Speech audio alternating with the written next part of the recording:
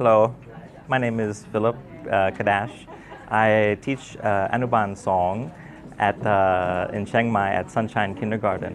I've been using Jolly Phonics now for about 2.5 years, and the program has really done wonders for my students as after Anuban 2, they're able to read very simple short stories. This workshop here is actually the grammar workshop, and this workshop has helped me tremendously. So if I want to teach maybe Pratom 1 or Pratom 2, I will be able to carry on Jolly Phonics into the Pratom levels.